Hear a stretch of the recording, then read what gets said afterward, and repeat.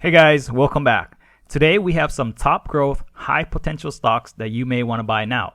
I won't be doing the usual full analysis on each as that would take too long.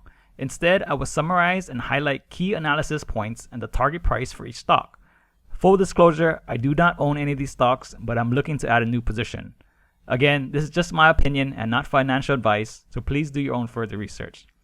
With that said, let's get into it. So first, we have Uber. Most of you are familiar with this company, so I won't go over too much on its business operation.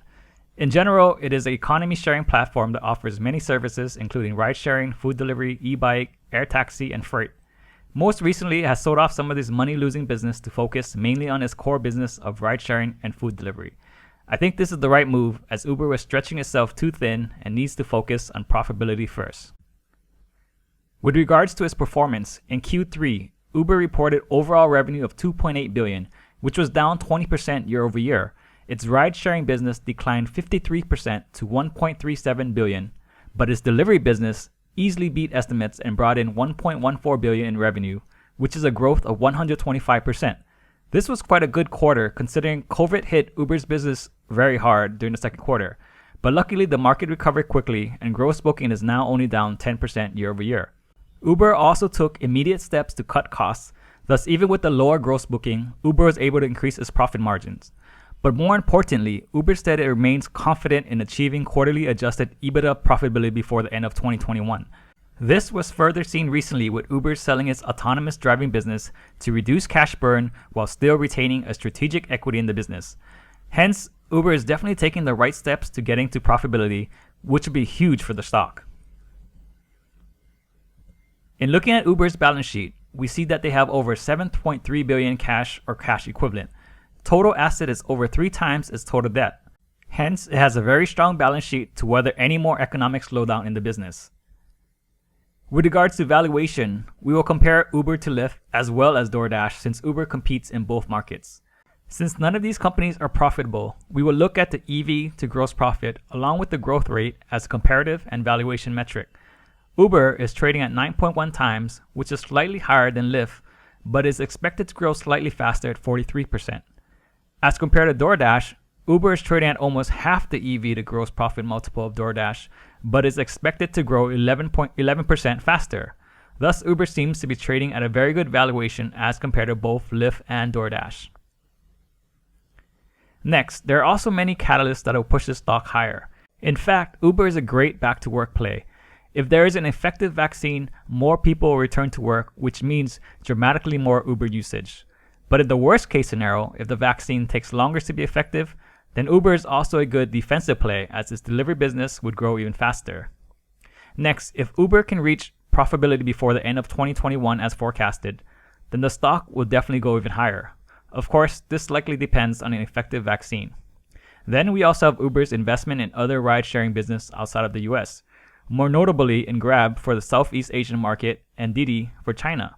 Both these are very strong companies and operating in a very large market.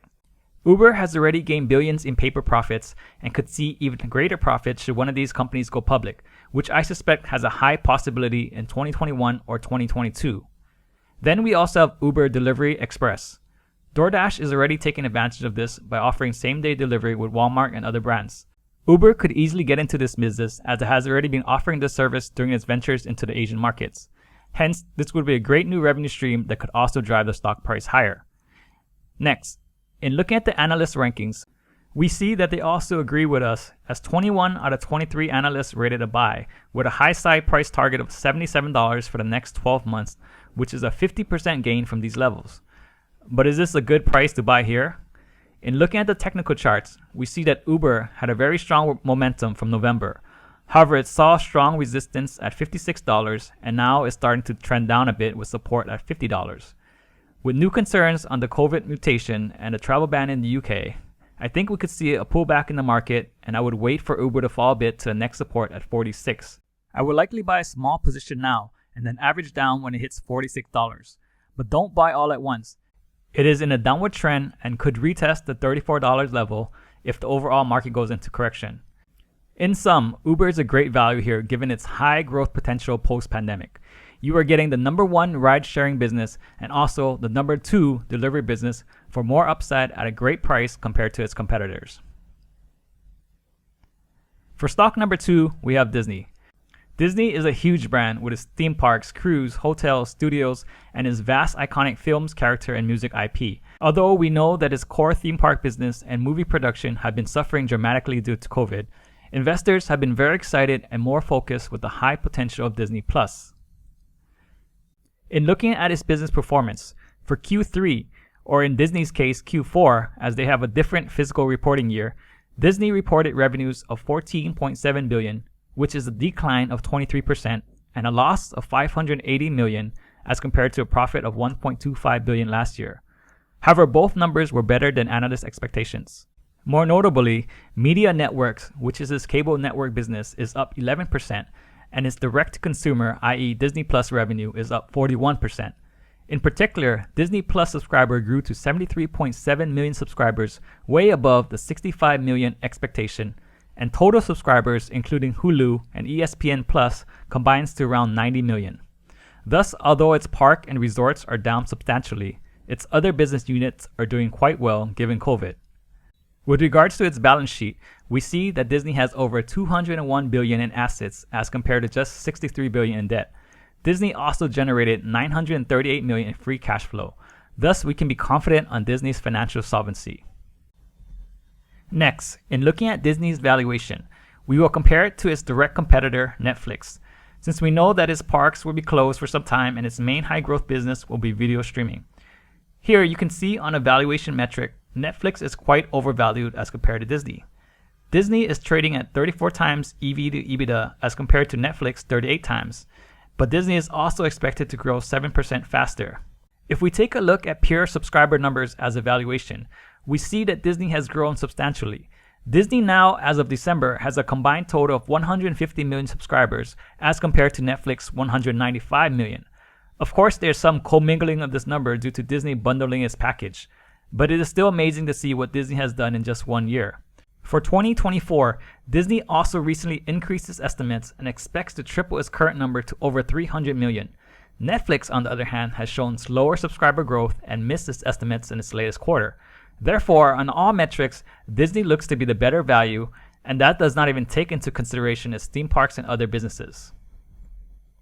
Next, in looking at catalysts that would drive the stock higher, we see a lot of very good opportunities. For example, post-pandemic, Disney is a great back-to-work and back-to-going-out play.